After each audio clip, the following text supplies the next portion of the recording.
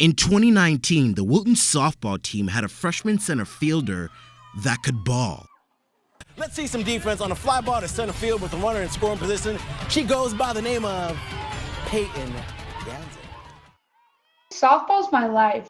I don't really do anything else. Like, softball is definitely my main sport and what I want to do with my life. I guess you could say ball is life. At least that's what it is for Payton Ganzer, and what she does reflects that. Throughout the year, Payton plays on softball travel teams all the way into the high school season, and the tough competition has paid off. In 8th grade, she started on a state qualifying Wilton Beavers softball team, and as she approached her freshman season with high hopes, it was one day during her softball travel season that Payton started to feel off. I remember telling my mom that I did not feel good that day at all. I woke up and I didn't sleep at all that night. I just had the worst headache. And both my mom and my coach told me repeatedly that I needed to suck it up and try my best and that I was perfectly fine. Later that day, Payton would play 3 out of 4 games and would miss the 4th after being rushed to the hospital for becoming more ill. Right away, the 2 doctors come back and they were like, I don't know how she played softball today, but she is really sick.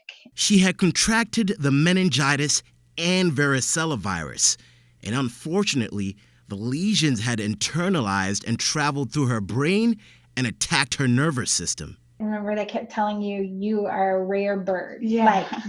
This is an anomaly. Like, we've never seen this before. For the next 2.5 weeks, Payton was in the hospital fighting for her life.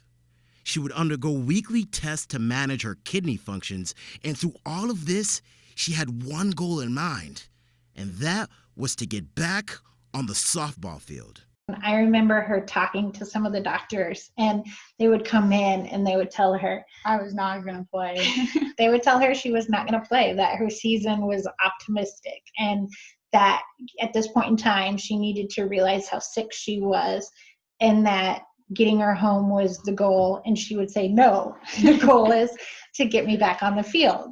That's what the goal is. Until this day, it's undetermined why she became so sick, and the chances of her playing that softball season was low.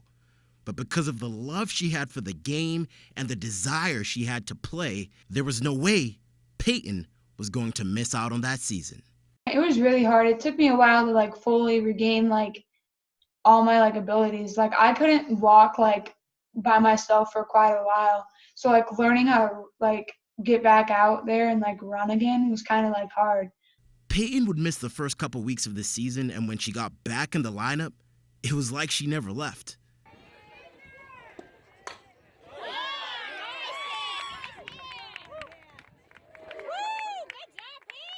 Because even with the late start, she finished that year as a first-team all-conference player her freshman season. And I was just so amazed that I accomplished all these things when I wasn't even there for a full season, and I wasn't fully recovered. So I was just this year's going to be she a also season. led her team in RBIs, and then she earned the Golden Glove Award for outfield. So that was pretty awesome.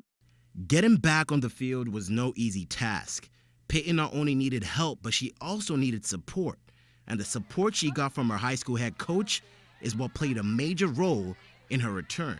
Definitely, I would not be anywhere I am without her right now. I'd come to practice and I'd sit there, but I wasn't allowed to do anything. And she'd always find things for me to do that I could work on, and it definitely helped in the end. Those are just the little things that I did to try to help get her back to where she knew that she could be, because she was really frustrated with her body because it wasn't performing at a level that she knew that she was capable of performing. But it just takes time, and by the end of the season, she was on all cylinders and won numerous awards on our team. The road to recovery has been a long one, and today Payton trains at home, quarantined, because she is immune compromised.